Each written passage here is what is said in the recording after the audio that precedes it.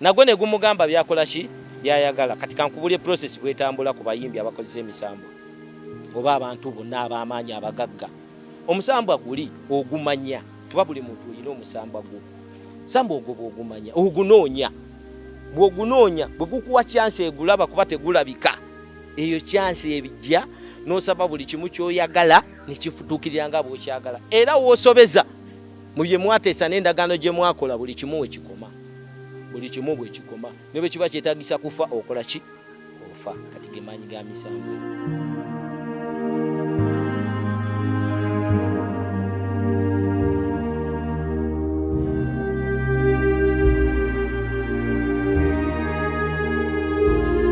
Kawanga yogera kiche kyakuta nawe olaba abasajja batabuse bambi yogera wo akawanga kagana babuziza ku mwena bali ku Bitisa kawanga akokogera nebe kaganira wabawe ensonga lwaki kabakagaje wabawe ensonga lwaki kabakagaje okogera ekyambalo kino bwo kyambala tulabye ddala omusajja akiriza nnyo by'obuwangwa nsonga ki ensonga eriwo era ndi musajja wa byabuwangwa ku nsonga eyennono obuwangwa n'ennono na buli kimu era ekintu tosobola kyogera nga weeyita ekintu nga tosobola kiraga ng'omuntu kugambanga n'omuntu ne bw'oba tomugambye ng'ekintu ekyo kiri nga nokifaanana kitegeeza ekintu ky'oyagala n'ekyokola oba olina okyagala nnyo n'okigoberera nnyo amateeka n'obukwakulizo buli kimu n'okikola mu layini entuufu gy'erina okubeera kati banze we mba ndi mu byabuwangwa nga nzikiririza mu byobuwangwa nina okwambala ebyambalo by'ebyobuwangwa omuntu omuganda omuzzukulu wa Buganda bw'alina okwambala bajjajjaffe bwe bayambalanga edda bayambalanga bwe bati ngatto zaffe ze zino ngoye z'abazeeyi mu mbeera efaananako bwetyo. Eddy Kenzo mumanyi? Eddy Kenzo mumanyi twali badde tumwogera era mwogerako lwakuba yayagadde mwogereko kanjogere bwe nti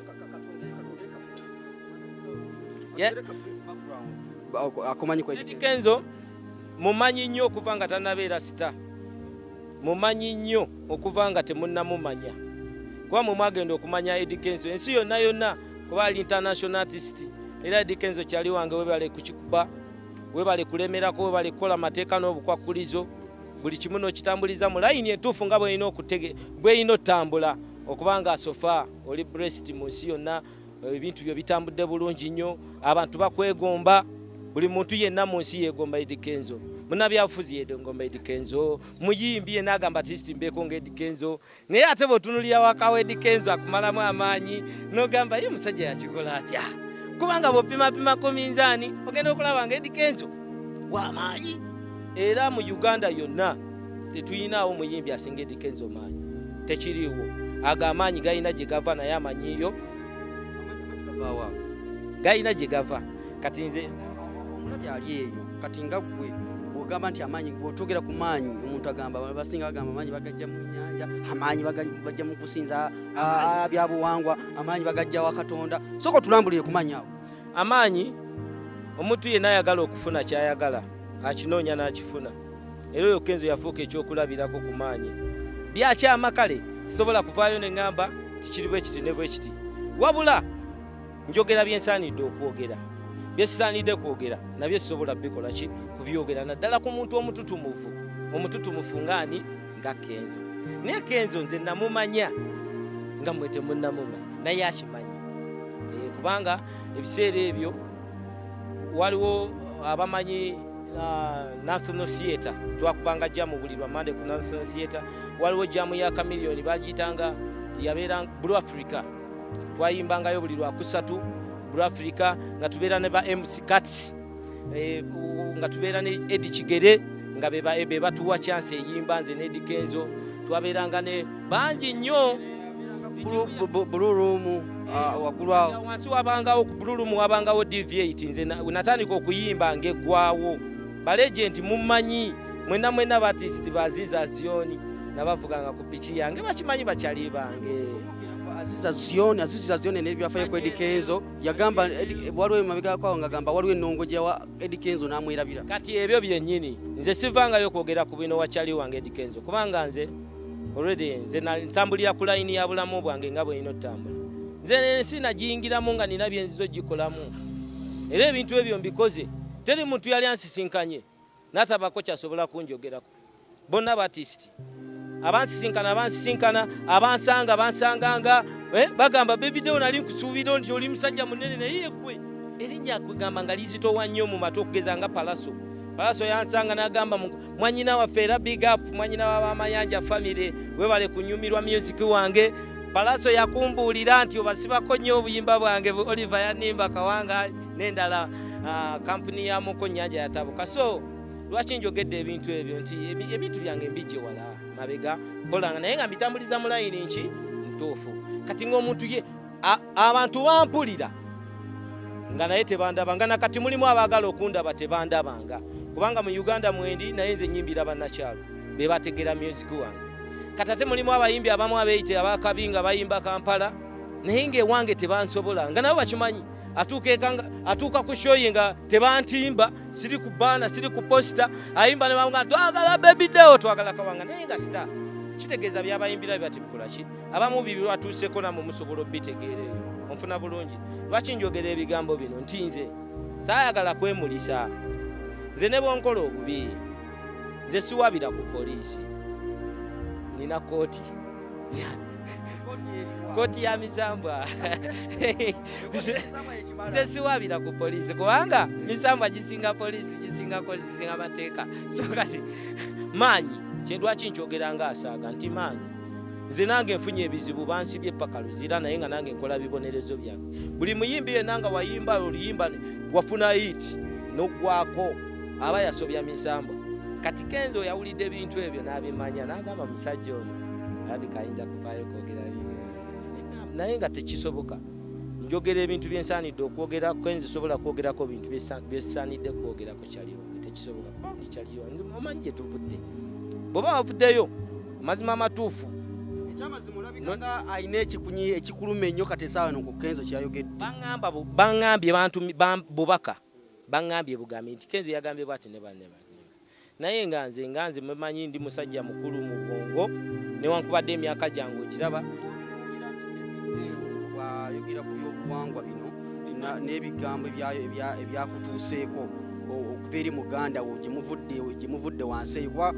waliwo kyotogedde wagamba nti omusajja wamuvuganga ku booda wiriwiri nga gwe wasookera ddala bavuganga ku booda. Nze nalina piki yange mu 2008 nga nvuga booda kitegera kyengezaako kulaga booda yange eyo nagivugako abayimbi ab'amaanyi abansooka okuba ab'amaanyi okiwulira. Omugenzi Moze radio yafa nnyo naye ye yasasula yafa asasudde ekintu kye nali muyambyeko kubaba nga banneekwatanga bwekwase ku kabodaboda kange nakoleranga Luzira Bugolobi Grostoni ne ku Nasalodi naye nga banneekwata buki batya nti ebiseera ebyo bambi twa music yava wala nga abaana balina talenti nga naye sente tezikola ki teziriwo. Kati nga ajja najja nga tubala sente ze batufuwa ku stage nze ne Kenzo n'abayimbi abalala ng'olina okuyimba nnyo ozine kubanga ne transport tomuyina. So twakola nnyo ebiseera ebyo nga tuyimba ku mbaga y'embaata abajjukira ebiseera ebyo nze nalingamu mwanda bange era bintu bino sibyesibyemu bwesibye. Yali mutuufu Azizi yali mutuufu ku Eddy Kenzo lwakuba nze siyingira mu ntalo zitankwatako. Twalinga nze Azizi Azioni GNL Azizi Azioni GNL Eddy Kenzo ne Baby Deo. Nze Baby Deo nayinanga akapichi kange nga Azizi Azioni ebiseera manjisole nga GNL ebiseera ebyo yatutwalako mu mmotoka ebigobanga yalina hits nga nnyingi nnyo. Kati nga twekuŋŋaanya ffe ne twesanga awo ekibuye ne tugenda batugenze yimba nansano baluddawa ne twawukana bwe tutyo. Kati twali tuli awo nga Kenzo akubayo akayimba ne Mickey Wine nga atandika okwambuka mpola ne ngamba abakyali bange nange batandise okukola ki okuvaayo. Kenzo bw'anaagula emmotoka awo ebiseera ebyo emmotoka eyo baali bagiyita Gitu Walindi mbijjukira byonna naye abimanyi. Naye Kenzo yandaga okwagala kuba nalina girlfriend wange twaligaba kitegeera twaligaba ku show nga nze nazze n'akapichi kange nga nange njagala nvimbemu n'abakabi nemugamba kyali wange twalira girlfriend wange nange amanye timbeera n'abasajja abakola ki abaliko bambi teyagaana girlfriend ya muntu alira mu town nange bye yankolera girlfriend nasiima nga naye kumanyi gani Akenzo kati lwaki njogedde ebyo ebintu nasiima ne mugamba nsaba nange mpumuze piki ontwalengako kuba oguze mmotoka nange nakuvuganga nga yasulanga wano Mengo wano nga muleeta netujjawo Mengo mulimu n'ebirala bisobola kwogera naye yabimanyi bwe bitasaanidde sobola era byogera kati Kenzo wange oyo nangamba akamotoka kano kajjula naguze katono nina big eye n'abalala ekituufu toyinaamu mutto yes naye nsabira nfune emmotoka ennene ndabike nga nkufuniramu ekifo ate nali ndi awo nga takubye stamina nga taleese super custom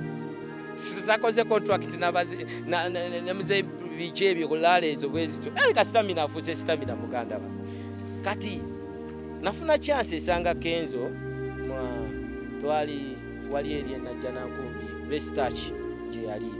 Brace oyo kyali wange nyankubidde naye nyimba twalinga abafande records megadi kati Brestach wenesanga Kenzo nga avaayo kola luyimba nangamba kyali wange baby Deo storage koze muganda wange wandekawo naye nyamba kati wangamba bonogule mmotoka ennene nga tutuula ate waleese super custom nange nenkola oluyimba kuba nakoze oluyimba baluyita Oliver Yanimba luyimba olwo luluno kasidi kawuliremu nagamba paka kasidi baby Deo sobola kuleka mabega gye tuvudde nkola ki manyiyo nemuwa kasidi nangamba naye ngenda Rwanda kyali wange abimanyi ngenda Rwanda naye bwe nvaayo baby Deo ngenda kukubira essimu beraga sasa waitawo mwezi gumu wakati w'omwezi gumu n'ebiri Kenzo yavaayo Rwanda naye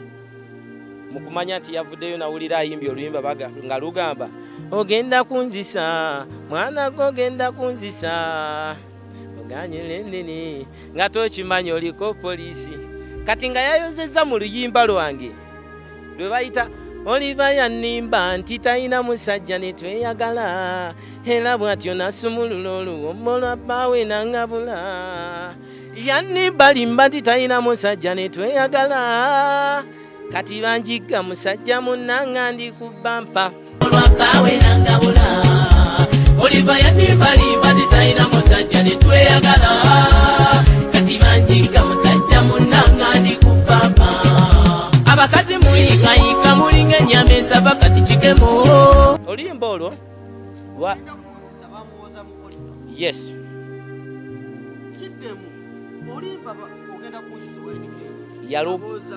yayoza yakwata jik nakwata blush nakwata ekyangwe nakwata ne script ya video kubanga video yagikola badduka kati banjigga yes kati banjigga yeye yali adduka nga bamuyiga kwegamba bwoba ofutunulidde oluyimba olwo nokompeyalinga Oliver Yanimba kubanga olwange lwe lwasooka ogenda kunzisa mwana go genda kunzisa nze oganya okundeka natokimanyi oliko polisi ogenda kunzisa mwana go genda kunzisa nze oganya okundeka niye ebiseera ebyo nga nawe bomanyi ngana obomanye etyo byomunafu wamanyi yakola ki yalya kuba yes era nze saavaayo kuba nze nali nkimanyi kuba nze nalaba omusambwa mu 2007 nemmanya nenkola gye ndina okukolamu ebintu byange na buli kimu ngira mbitambuliza mulayi saavaayo kugamba muntu yonna kintu ekyo naye ng'ebyo byenkugamba true story namuwa CD y'oluyimba lwange ezana ng'ava wa Brace nagenda e Rwanda ampa omulimo nga kigenderwa nfunira omutto kuba yagula motoka esooka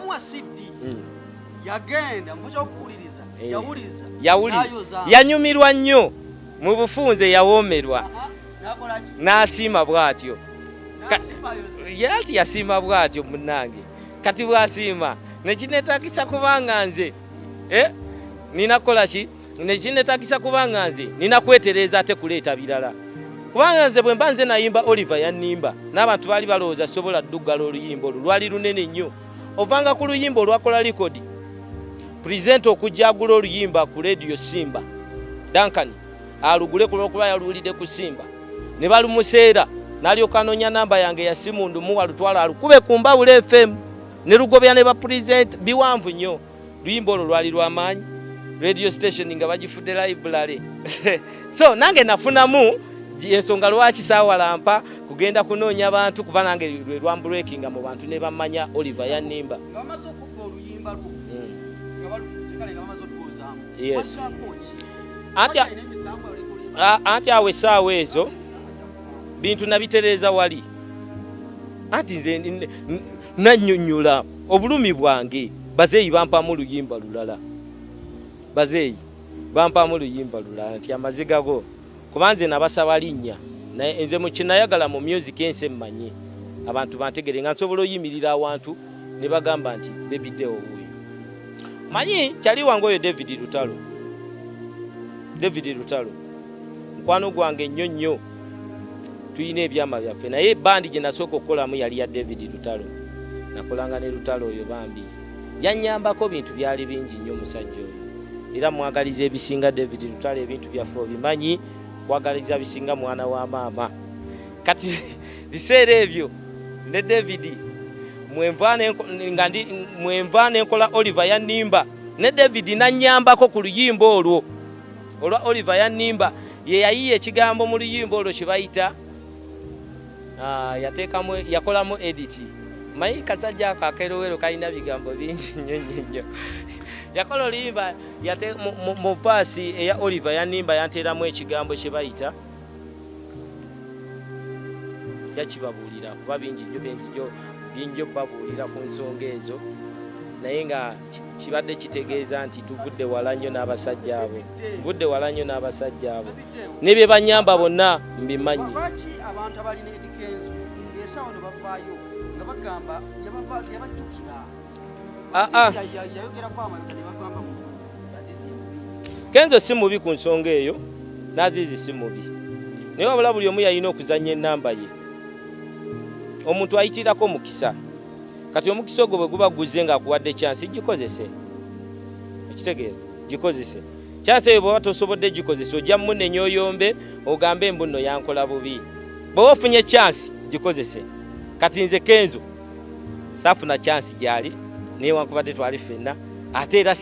simusabangako simukubiranga na simu mugamba nti muzeeyi wankola bwino okuleka okusiima n'okwagaliza byakola bigende bulungi ekyo no buli omu azannya namba ye kubanga nezayina zonna teyazibba ku nze ekitegeera kitegeeza yazannya bulungi ennamba ye bw'aba yayoza byayitinga ate era n'akola obwongo obulala n'akuba neyitisa endala era zitambula kitegeeza yazannya namba ye bulungi nnyo simuyinako okola kutya kati ku nsonga eyo emisambwa ku nsonga y'abayimbi abagenda mu misambwa abakola ebintu nga babikola balina maanyi nga balina gye bagajja ag'enjawulo ebintu ebyo ninawe mbikomo byogera ekifuna bulungi ninawe kuba mbimanyi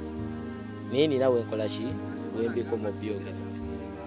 ng'obujulizi nga buvaayo bwe kiba kyetagisiza era nzija etagisiza kuvaayo ebiteetagisiza era sijja kubijjayo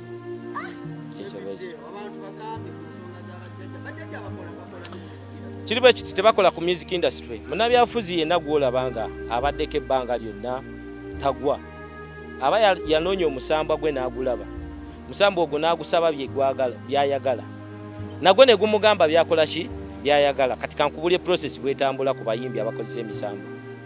oba abantu bonna ab'amaanyi abagagga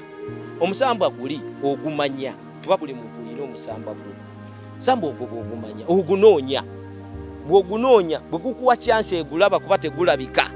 eyo chance ebijja n'osaba buli kimu ky'oyagala nekifutuukirira nga bw'okyagala era w'osobeza mu bye mwateesa n'endagaano gye mwakola buli kimu bwe kikoma ne bwe kiba kyetagisa kufa okola ki ofa kati ge maanyi ga misango eyo nti era omuntu abeera n'amaanyi ge ne mumusanga nga ebintu byakola bya bulabe akola bibi naye nga buli lwakola ebibi mubirabanga ebirungi nga musima busimi wabaawaawo gwomusobola sajjagondeka muganda wange nze ndeka okola kutya Gw'oli abagamba batya? Gw'oli abagamba. Yes, agayina. Lwaki agayina? Bw'opimapima music wa Uganda, Kenzo si yayimba obulungi mu Uganda. Bayimbi bayimba mu Uganda. Tulina Madokise Matimba. Tulina basajja ba Frigo Band. Tulina basajja ba band abo buli muyimbi wa band. Tulina basajja ba Kadongo Kamu, basajja bayimba. Basajja bayina maloboozi. Gwe kyogamba bw'opima ku minzaani nga si mentioninze nti gundi. Gw'owulira Kenzo ali wathe okubanga akiikirira music wa Uganda nga ya mbunno. Bulowooza ku music wa Uganda n'abayimbi ba Uganda mbw'olina kuwuliriza music wa Kenzo. Gwe nga munna Uganda awuliriza music n'ebigambo bye nkugamba gw'olaba ali waffe okubanga presentinga music waffe. Kuba anti yamanya kyayagala. Yayagala presentingire Uganda nga yagisinga okuyimba n'agenda ne ku East Africa n'abanga nomini zonna zonna award nga bwazeetika ye kye yasaba ne bamu yakyama kola ye ati nze nkulaze nekugamba